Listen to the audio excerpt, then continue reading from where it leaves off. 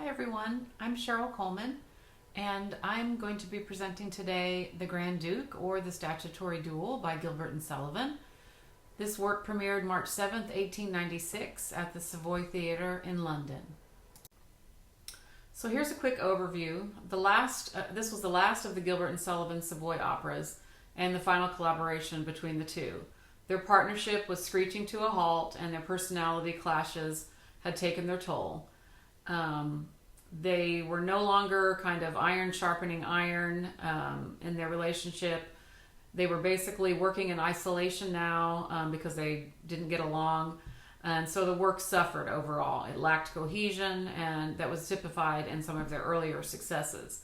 One author wrote that Gilbert called it an ugly, misshapen little brat, and he was glad to see the last of it. And Sullivan greeted the end of the rehearsals with a heartfelt thank God, and noticed his relief at the premiere, saying, "Another week's rehearsal with WSG and I should have gone raving mad."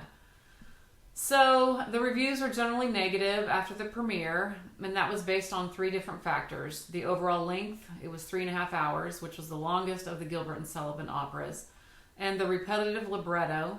One author noted that it took Gilbert a paragraph to say something in this opera, where he only used a sentence in previous works. And the plot was too convoluted, as we'll discuss later. So some critics were praiseworthy of Sullivan's music, which seemed to kind of step outside of his norm. It was more experimental. He took some risks, richer harmonies. He used some chromaticism. But most took issue with Gilbert's libretto. And the opera would not be revived for nearly 80, even 90 years.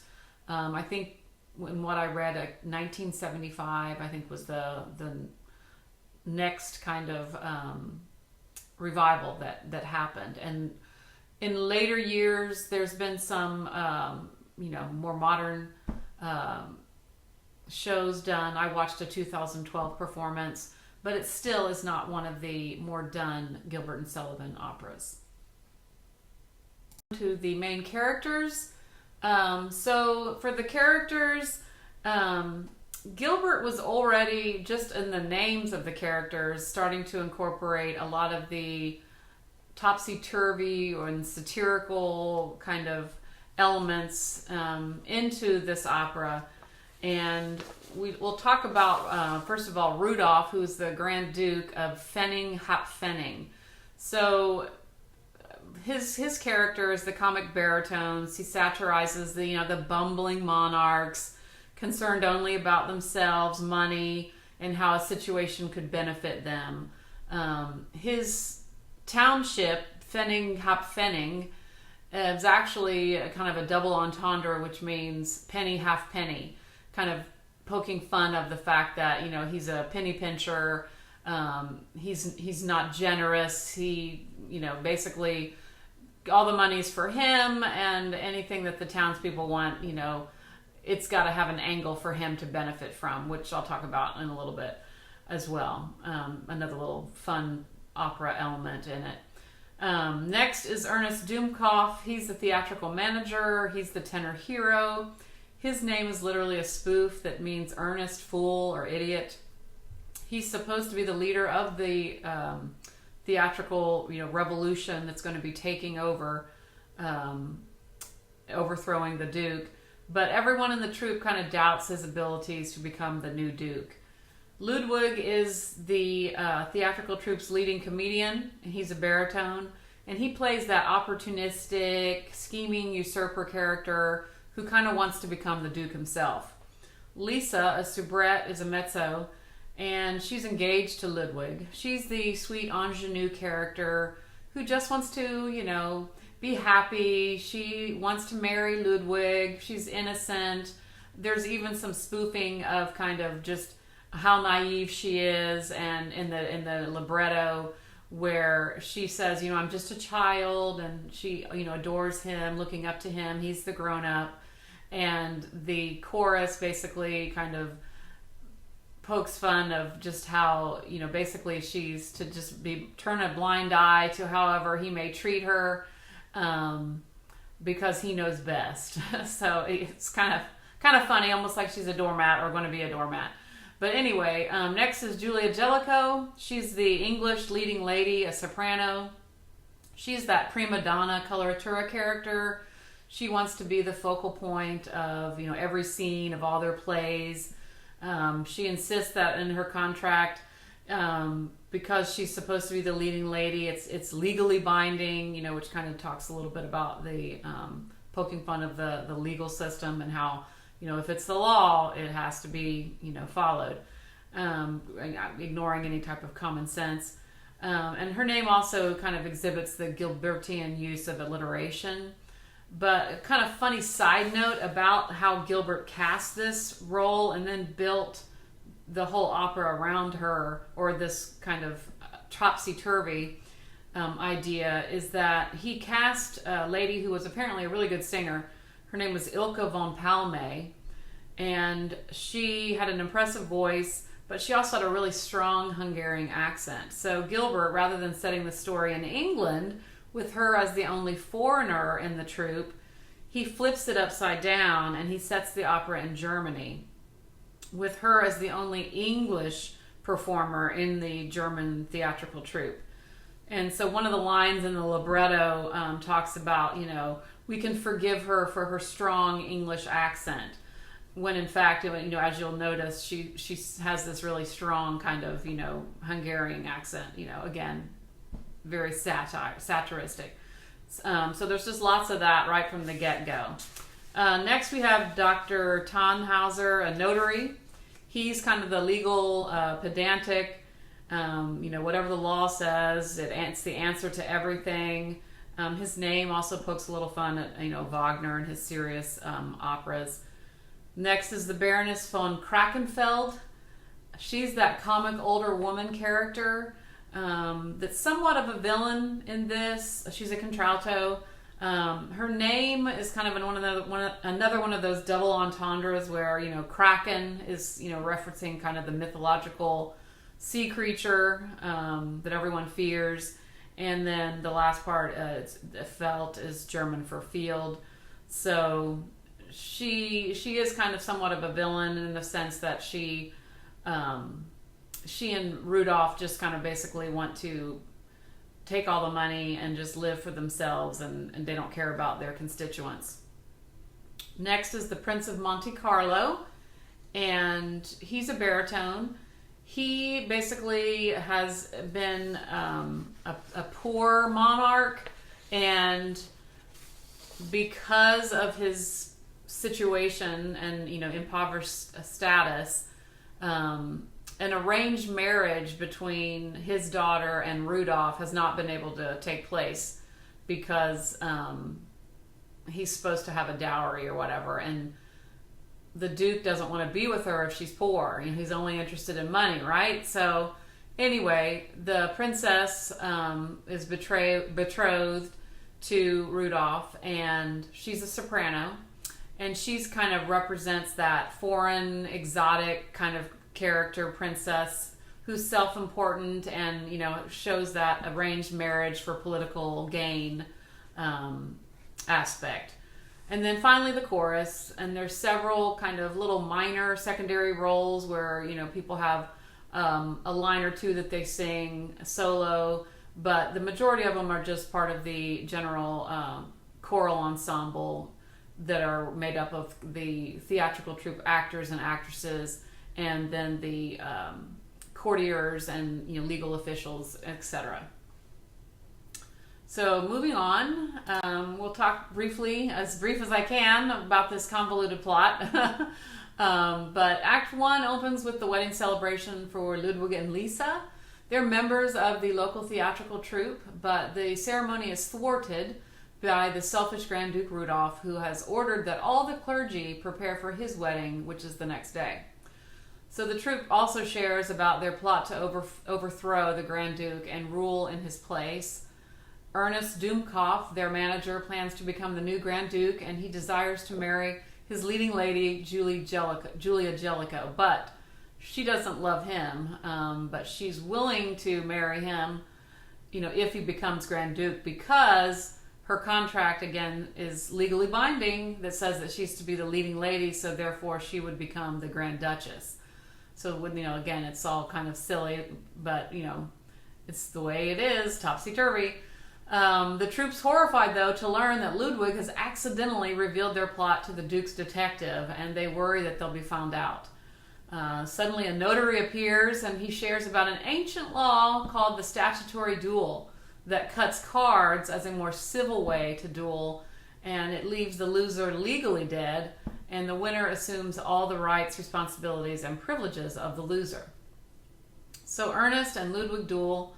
Ernest loses and Ludwig wins, and he plans to go meet the Grand Duke to try and salvage their plot, kind of cover up this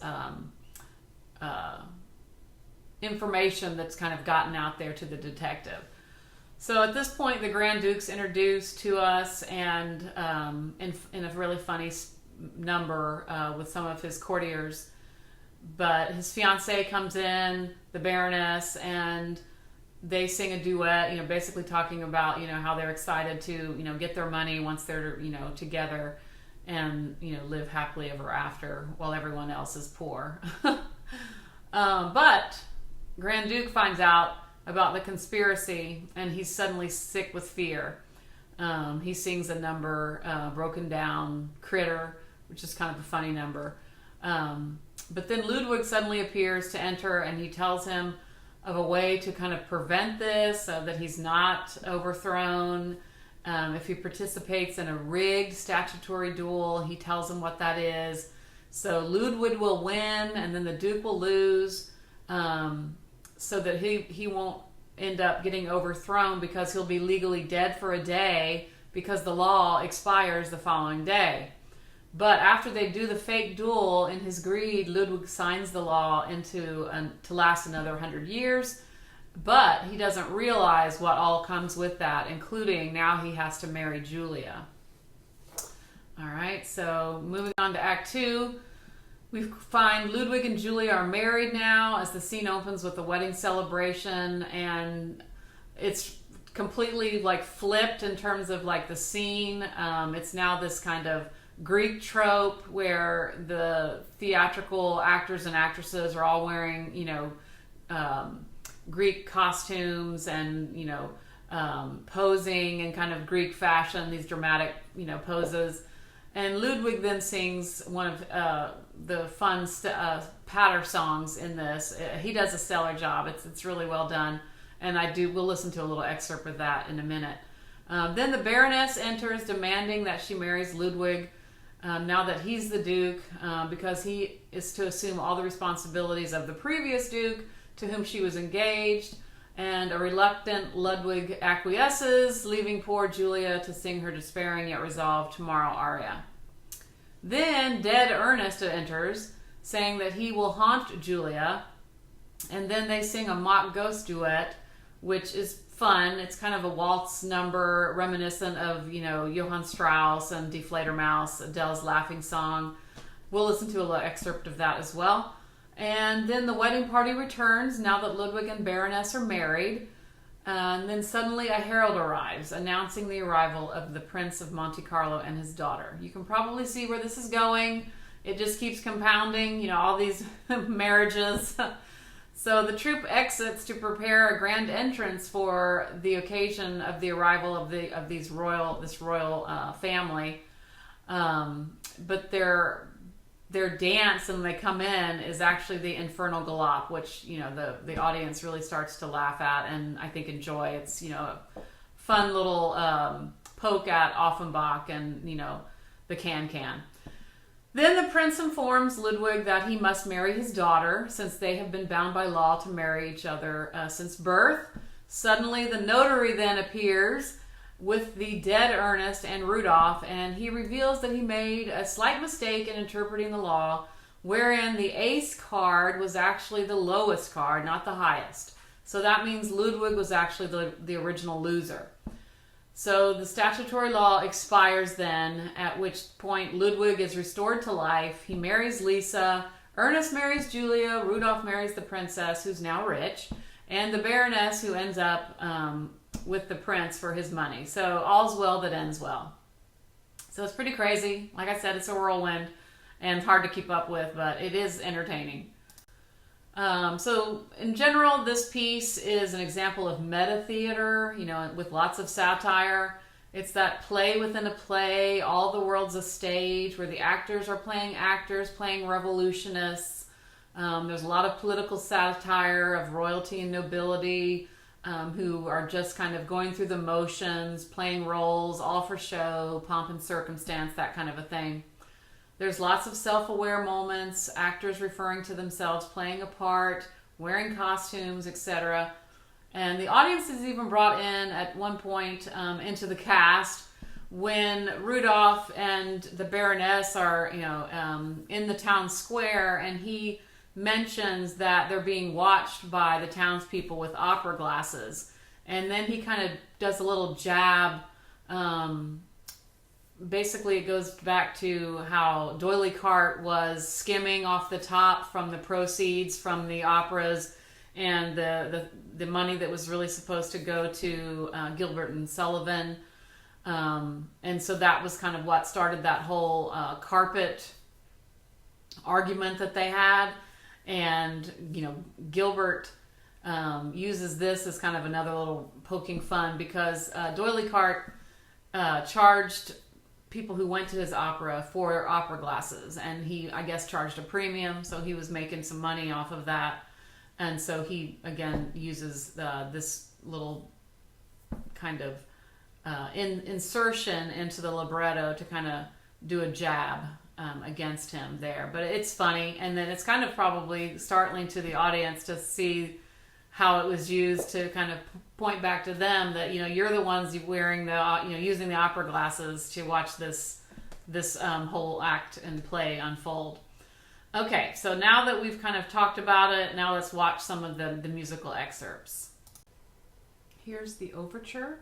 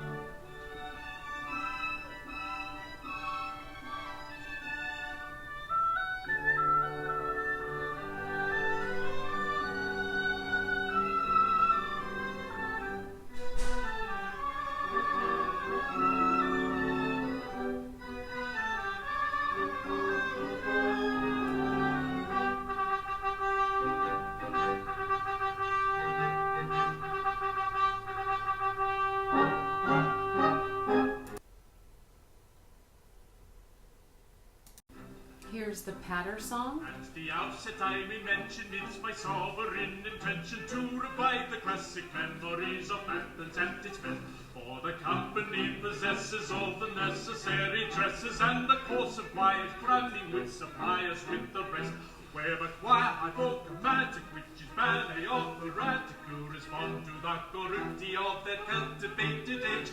And our clever chorus master all but captures criticaster would accept as the chorusi of that early attic stage. This return to classic ages is conceded in the wages, which are always calculated by the day and by the week. And they'll pay a link, they'll back me all in Hoboloy and Lockney, which they'll get if they prefer it at the calends that are Greek. At this juncture I may mention that this erudition sham is but classical pretension, the result of steady gram. Whereas rustic methods burning to this audience discerning, I admit this course of learning is the fruit of steady gram. Whereas rustic methods burning to this audience discerning, he admits the show of learning is the fruit of steady gram. Here's the Ghost Duet with Ernest and Julia.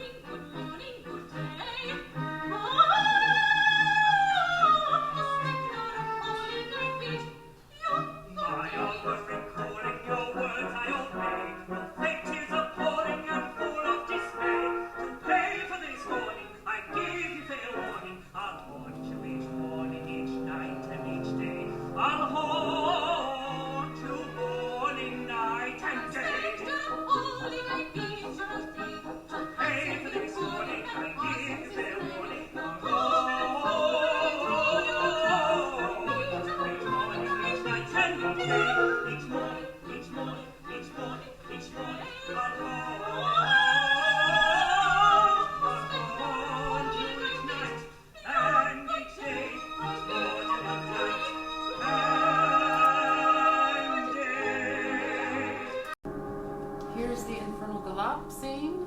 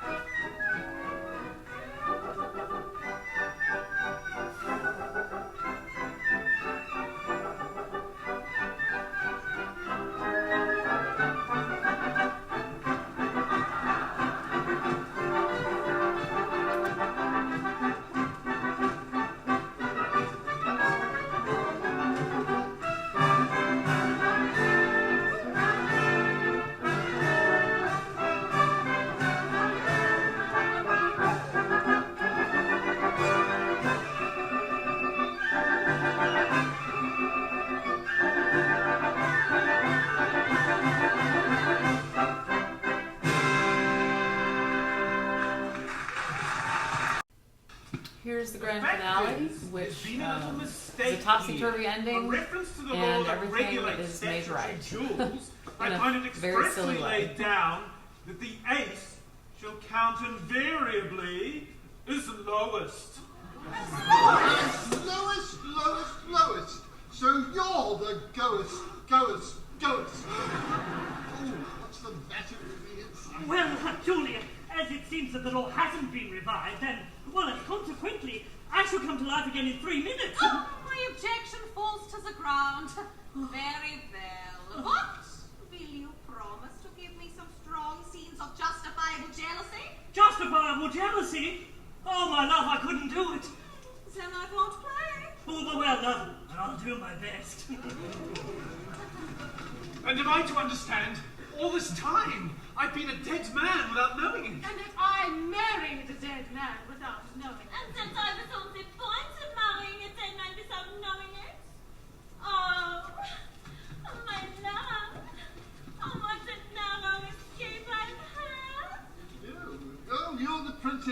Monte Carlo, eh? And you've arrived just in time.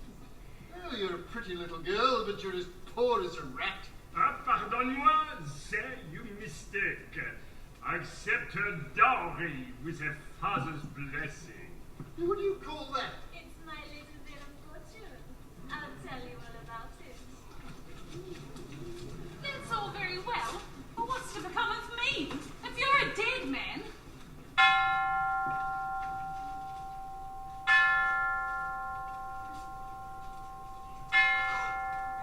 But I'm not! Time's up! The act's expired! I've come to life! The parson is still in attendance, and we'll all be married directly!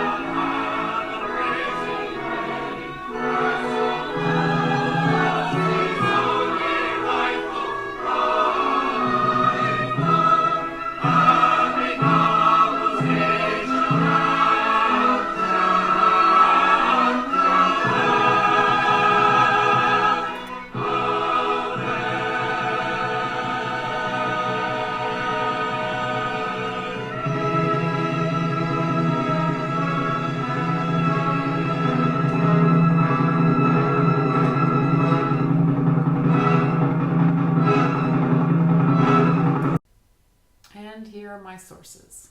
Thanks, everybody. Hope you enjoyed it.